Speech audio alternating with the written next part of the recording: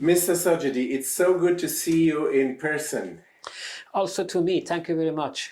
We want to continue our interview on Ahmad Fardid, Yes. his ideology. Yes. We learned from you that Mr. Heidegger's philosophy Yes. had a lot of influence on Ahmad Fardid's ideas. Yes. And he kind of got known as the philosopher of violence Yes. in Iran. Yes, exactly. How was his influence on all these revolutionaries, all these coup d'etat people of 1979 in Iran? Well, first I have to explain some points of his thinking, which was taken from the Mr. Heidegger's, comparing with Mr. Dugin thinking taken from Mr. Heidegger. I have to make a distinction and separation. For Mr. Dugin was more geopolitically, as I have explained. I said that I think that in my idea, the Germany was the same situation as Russia to access to free seas, and I think that and since that Mr. So you're referring to the time of Heidegger, when Yes. Germany didn't have access to the big ocean. Yes. Just like Russia doesn't have. Yes, and access. for both then was and kind of and type of surrounding by the sea powers, and that's why Germany then was a little bit behind comparing with the other sea powers to access to other regions Like Britain, France, and Netherlands, yes, US. exactly, because when Mr. Heidegger outlined his idea, one of them was about design, and I explained that the design means manifesting of the existence in human. And you know that he sees existence as an undividable and pure essence. But when it gets external manifestation, it can be manifested and be found in human. So the human has two characteristics. One of them is common existence, which is common among all the human, but the other is geographical and political and historical and time and place, if you want to summarize. That differs for each people, or each body is unique, and that's why each body should should preserve his own characteristics and then resist against the pressure from the powers who try to colonize their lands. So this is Heidegger. Yes, this is Heidegger status, but this point is kept by the and driven, taken by the Mr. Dugin, and he has generalized this concept to the nations and to the countries and to the ethnic groups around the world, that they have to resist against the aggression, as he described, of United States and liberalism. So there's the difference to Fardid. I'm going to see that. I'm going to explain that. What is the for Fardid? This was not geopolitically.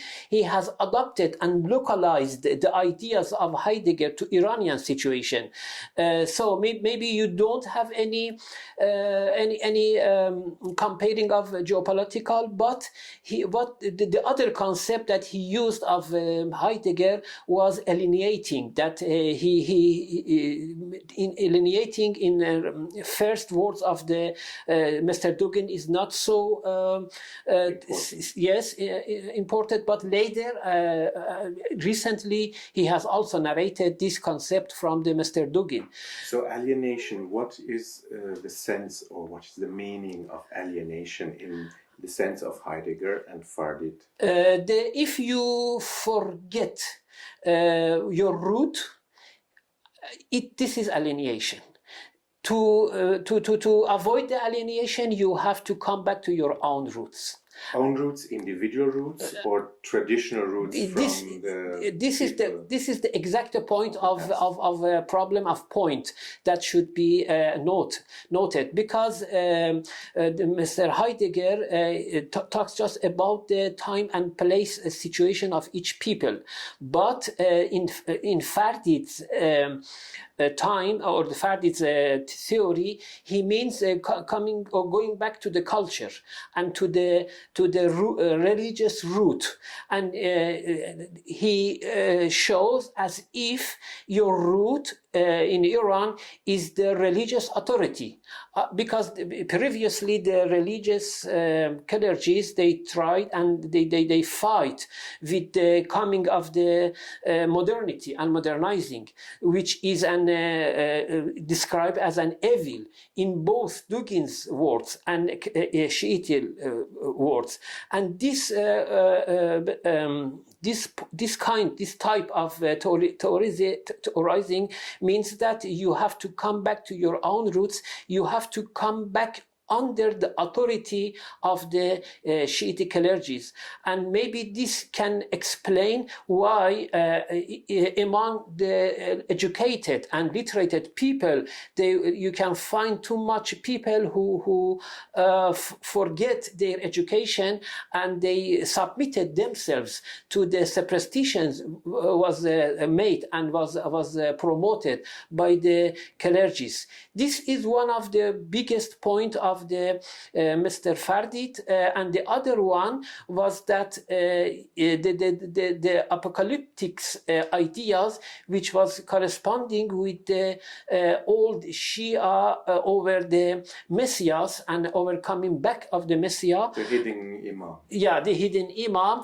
And actually the new, the modern sector of Iranian society, they saw that suddenly that what they believed before and what they have released, I mean that what they have released behind now is coming back once again in an Western and very famous Western philosopher.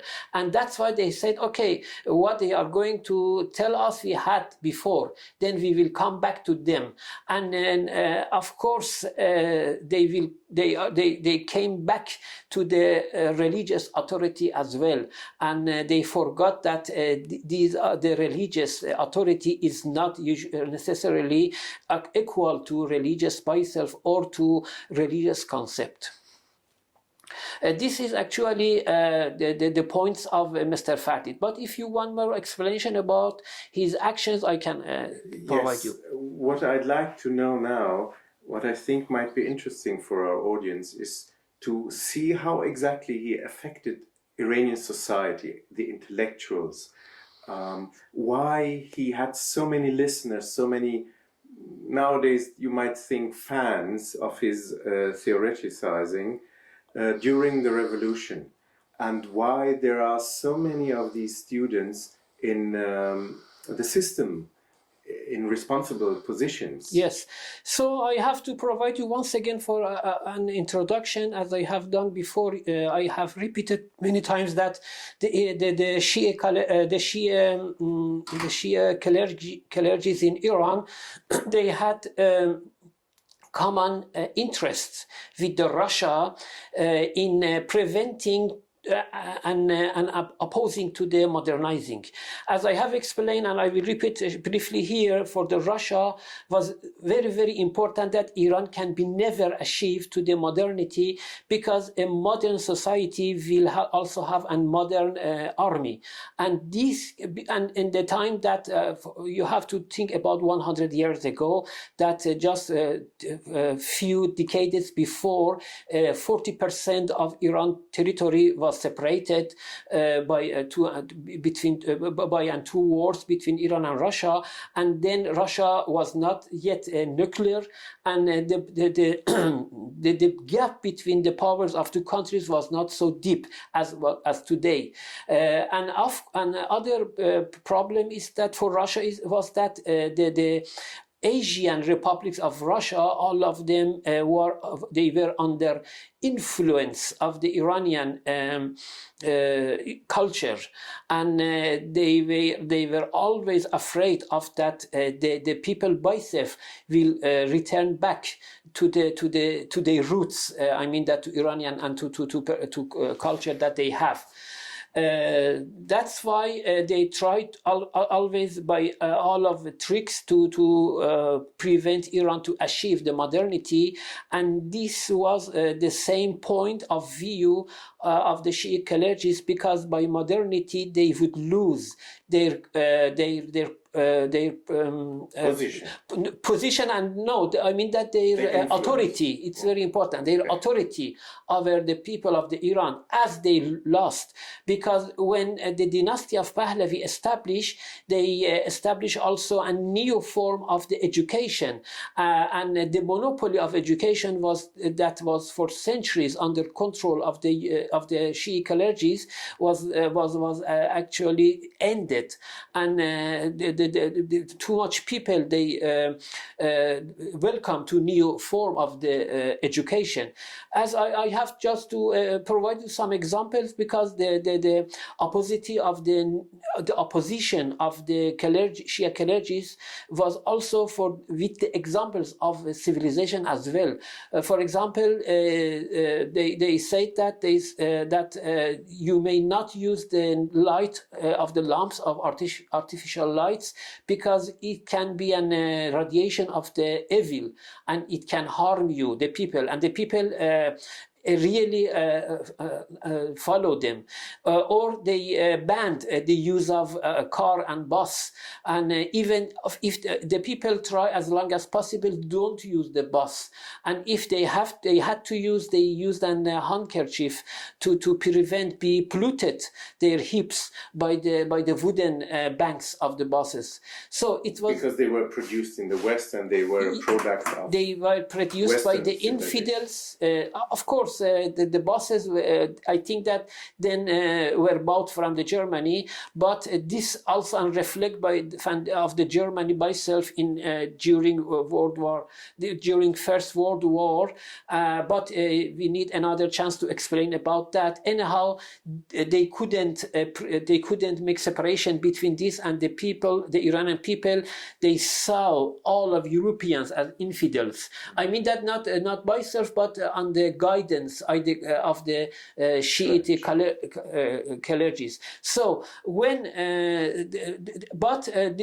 they were also people who get educated in the new system of education, and they went to the universities, they went to the out of country to study. Most of them they was left ideas. They were influenced by left ideas. Yeah, they were influenced by the left ideas, but anyhow they were against the traditionalism, and they try to make a new class or new social sector in Iranian society. So what happened that Fardid could reach these people? You can describe Fardid as a messenger to the civilized or to the modernized sector of the Iranian society.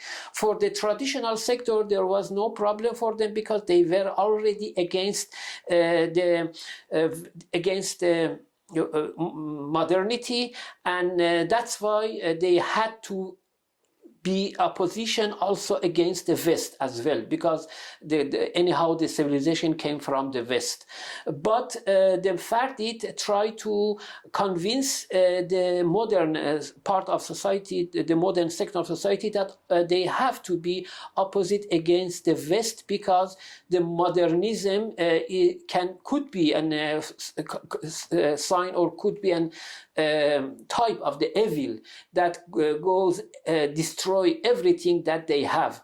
He picked these 2 points of Mr. Fardid's up. One of them was alienation that I have explained, and the other was the apocalyptic ideas. And he explained that according to Mr. Heidegger, we are now in the last days of our history, of our day history, and a new history will be begun as soon as possible, and we have to be ready about that. And he found too much audiences in the universities. His idea never be challenged seriously. When Mr. Fardid came back to Iran, he has no university diploma. He couldn't finalize his education in Heidelberg University.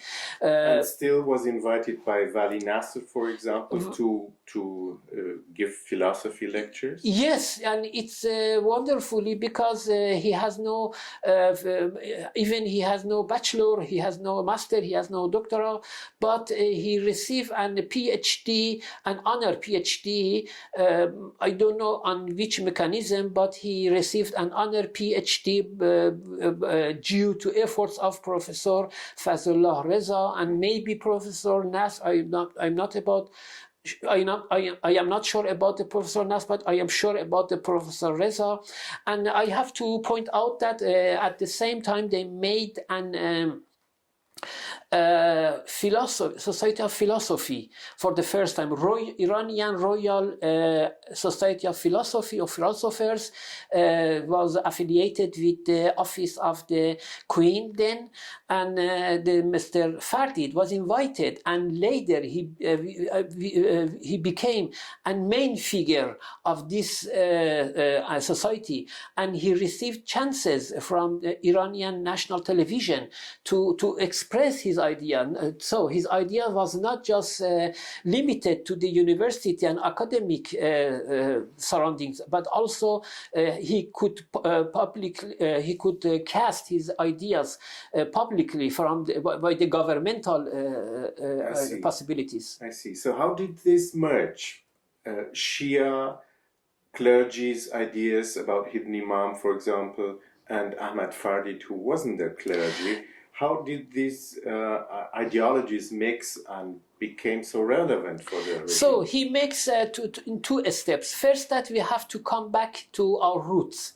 According to Mr. Heidegger and Mr. Dugin and Mr. Fardid, that we have to come back to our roots, and you have to pay attention that Iran has also very rich culture and very rich history. That's why they thought that their culture is going to be forgotten or to be thrown away by going too fast towards the technology and towards the modernity. He said that we have to come back to our roots, to our culture, but he showed as if going back to the culture is going under supervision or going under authority of the Shiite clergies. And this was a trap, I think, that was made maybe intentionally, but I have to do more research about that to examination. But anyhow, he guided the people to go back under the supervision and authority of the Shiite clergies. And the second, he said that we are in the last days, and the last days and a sort of apocalyptic idea was the same. He showed that if it is the same as what was written or narrated in our history of religion. I have also to point out some important point here, and important fact that since Safavi, there were too much narrations were falsified or by the organized movement from the government. You mean in Shiite? In Shiite, yes. And Islam. Yes, that's why now there is very big gap between the Shiite and among the Sunnis. So what did the Safavid period bring about? Which stream did they? Yes, I said that first of all they imported some clergies from south of Lebanon, okay. And in the second instance they imported traditions from the Orthodox Church, yes. in Serbia, in Russia, in Greeks even.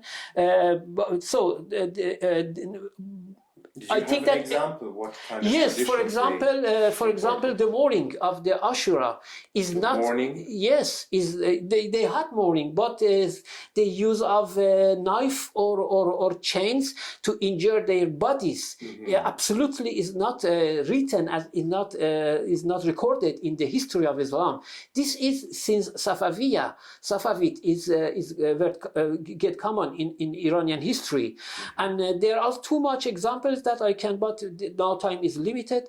Just I have to say that before that Mr. Fardid exposed to pose his idea, the background, I mean that the situation was already adopted with his ideas. That's why when and also the people never get deep in his ideas, as they never get deep in the ideas of the religious, and just they saw that the appearance of what he's explaining is little bit familiar for them, because they had before in their roots in traditional class, in traditional sector of the society.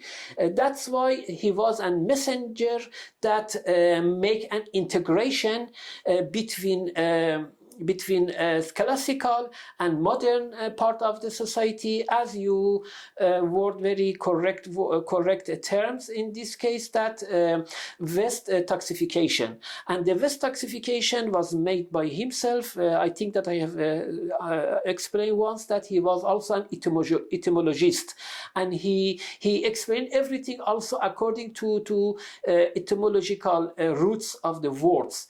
And I think that the words was for the first time by himself, intervened by himself, we have to be precisely, and then for the first time, but because Mr. Fardid, since Mr. Fardid has no written book or article, at the first time, I think this term was used by the Mr. Jalal Ahmad in his book with this title also, and along with this title, he also explained the term of alienation or alienating.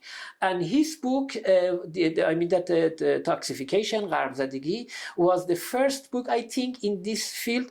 And then all of the elites in Iran, or most of the elites, not all of them, it's not correct term, but most of them, they follow them and they use this. And for me is very, very strange that why the elites of Iran, they was not so deep. But if we think that most of them, they were with the left ideas, and they have tendencies to the left, and now we see that also the other sides of the world, the leftists, they don't go deep to the roots of the streams and of the phenomena, and just they criticizes the appearance of each phenomena, and they make their judgments just about the appearances, what they see, and not very deeply. Now I can understand that then was also the Iranian elite, left elite, they also they make their judgment just based on the appearance that they saw, and not deeply in the streams. Okay, so then if you say that this is a rather superficial estimation, and they built their ideology on superficial understanding, what would you say? What is the error of Fardid himself concerning Heidegger, and maybe the errors of the followers of Fardid? The errors, if you remember, of if you have written, was the error of the left movements overall.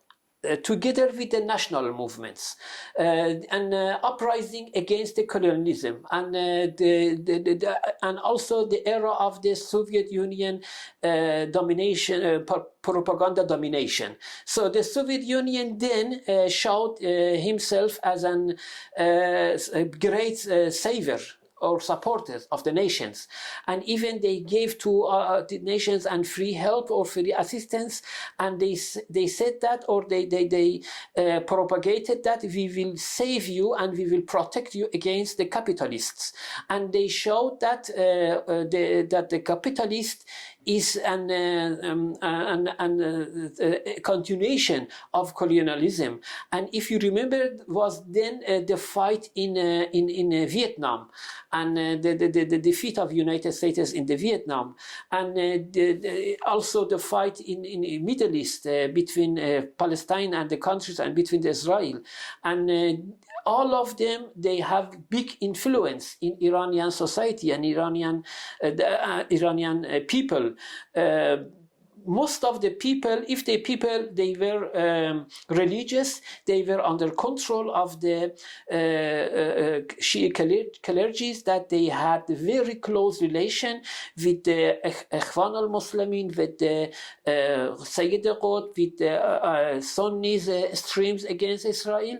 And if they were left or elite, they was under control of the, or under influence of the Soviet propaganda.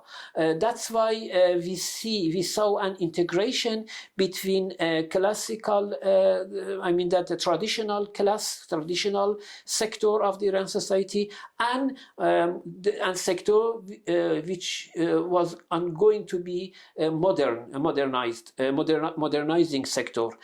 What Mr. Fardid has done, has trained a generation who take the power during the regime change, or during the revolution of superstition, as I think that so was. And they had always just two missions.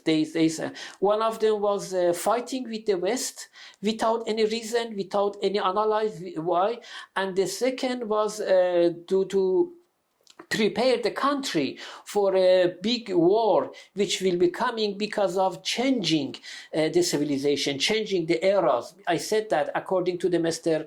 Heidegger, which was formulated and advocated by Mr. Dugin and Mr. Fardid, the war then was in its last days, and the new order or new era would come surely, and this changing maybe could be happened under a big and devastating war. That was the people should be ready in Iran to during 45 days. And if you examine the macro policies of Iran, you can find that the policy of the government was always aligned with war, aligned with conflict. We have never had a policy which led the people to breathe, to have a usual life. I remember that during the first years of the Mr. Rafsanjani, the government tried to normalize the situation under term of the construction era, but very soon they were suppressed by the other extreme under control of the IRGC. And as I said, because I think that IRGC is under direct control of the Russia, they try to turn back the situation to the pre-war situation. And just I have to point out that for this, which pre-war situation? What you that we are going to have a war and we have to be ready. So the members of the society would be considered as a soldiers. And for the cause. Yes, in this macro policy also we can explain the unusual policy of the government for population, because usually the governments try to control the population, the growth of population. But the Islamic Republic, there is I think more than 15 years or 20 years that encourages the people to make to produce more children, because they saw the children as soldiers and potential soldiers to fight, and to instrumentalize yes, to let them fight, exactly, to brainwash them into ideological instruments yeah. they can use all over. They believe that the normal situation is against the pre-war situation, and the people maybe the people would lose their preparation, yes, preparedness for the war, and for all of these explanation situations, Mr. Fardid is described as a theoretician of the violence. The violence that now we see is actually theorized by the Mr. Fardid, and all of his students now, they are in the very key positions in Islamic Republic in various fields, not just in political. For example, he trained some movie makers, and the Iranian movie was directed and oriented with these 2 points that I explained, and also in music, and also in other fields, in writings, in literature, along with the political fields. They try to prepare the society to make a great war, maybe to prepare for the unavoidable incoming war between two civilizations, and Islamic Republic as the leading not member but leading country, or leading entity. Yes, entity should be prepared. Just as the last point that I have to point out, that if we could see that as for example, Houthis or Hezbollah or Hamas, they act as the proxies of the IRGC, at the same way, Islamic Republic of Iran and its caliphate structure acts as a proxy for Russia, with difference that Iran provides its proxies also financially with all possibilities, but Iran receives no money from Russia, but even helps Russia. So, but in terms of policy and in terms of military acts in the Middle East, surely, and it's evident that Iran acts as a proxy for the Russia. Thank you for these explanations. In our fourth part, we will focus on the effects of nowadays. Yes. And maybe we should have some advice for decision takers nowadays. Yes. Thank you.